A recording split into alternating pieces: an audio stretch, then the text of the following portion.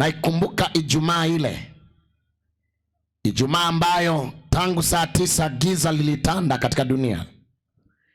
Naikumbuka Ijumaa ile ambayo ni Ijumaa kama hii ya leo, ambapo mwana wa Mungu alichagua ili apigwe, ili afe, ili ateswe, na ili kwamba apigwe yeye, ateswe yeye, hata afe, ili mimi na wewe tuokolewe.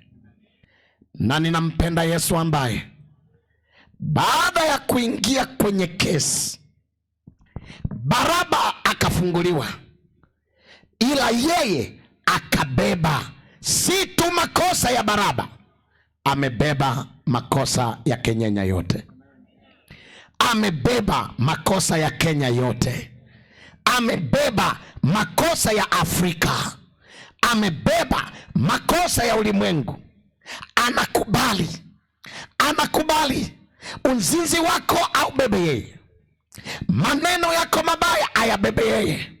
Anakubali Yesu. Na Ijumaa ile kama hii ya leo, Yesu akakubali